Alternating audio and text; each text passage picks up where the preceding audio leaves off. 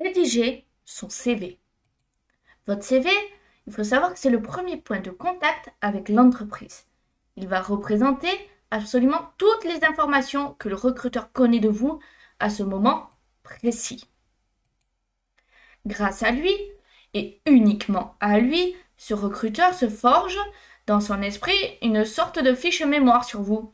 Le CV laisse une première empreinte de vous, une empreinte d'autant plus importante qu'il sera difficile de la modifier radicalement. C'est-à-dire que si l'image que vous donnez à travers votre CV est médiocre, même si vous décrochez finalement un entretien, vous aurez bien du mal à le convaincre, votre auditeur, qu'il se faisait une fausse idée. La plupart du temps, vous n'aurez même pas cette opportunité de pouvoir le faire changer d'avis. Bref, il faut que vous donniez d'emblée une bonne impression et que cela sonne juste. Pour cela, je vous invite à analyser vraiment l'intitulé de l'offre pour le poste visé ou à défaut une annonce similaire que vous trouviez sur un site internet spécialisé. Dans cet intitulé, il faut savoir notamment noter les compétences requises pour mener à bien telle ou telle tâche. Par exemple, vous savez résoudre les conflits entre collègues. Il s'agit alors de traduire ces compétences en termes de qualité, de savoir-être, qu'elles requièrent en l'occurrence un don pour l'écoute, de la négociation, la médiation, mais un certain charisme également. Et est-ce que tout cela fait partie de vos réelles qualités? Si ce n'est pas le cas, trouvez-en d'autres. Mais il ne faut pas tricher sur ce que vous allez dire, sur la marchandise. Le plus difficile, c'est de trouver les défauts, qui dans le cadre précis du poste visé peuvent être au mieux retournés en qualité, au pire relativisés. Par exemple, votre maniaquerie peut passer pour un goût de l'ordre, votre pessimisme pour une extrême prudence, votre nervosité pour du dynamisme. De même, la lenteur peut cacher un certain perfectionnisme. Si vous avez du mal à les positiver, montrez que vous avez déjà pris des mesures pour vous améliorer sur ces terrains-là. Dans tous les cas, il faut les éliminer.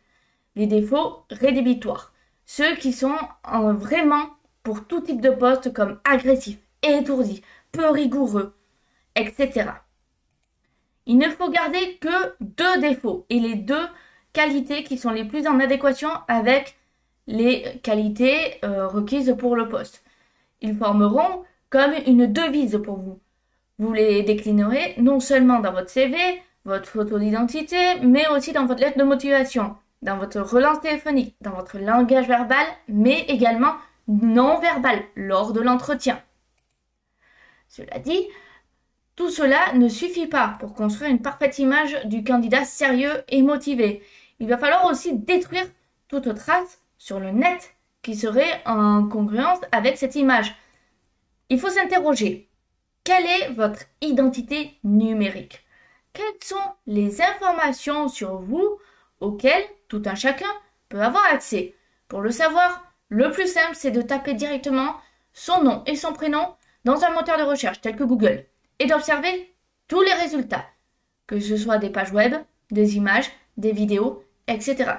S'il y a là-dedans la moindre chose qui pourrait vous desservir à vos yeux, demandez sa suppression immédiate. Ou si ce n'est pas possible, préparez-vous à justifier.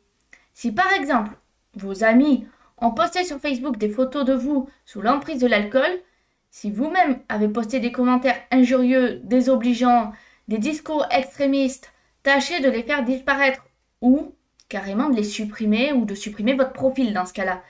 Il faut s'inscrire également sur des réseaux sociaux professionnels où vous allez commencer à véhiculer vos valeurs et vos qualités, en rapport toujours avec le type de poste que vous cherchez. Je vous invite de ce fait à vous inscrire sur LinkedIn et à regarder les vidéos à ce sujet.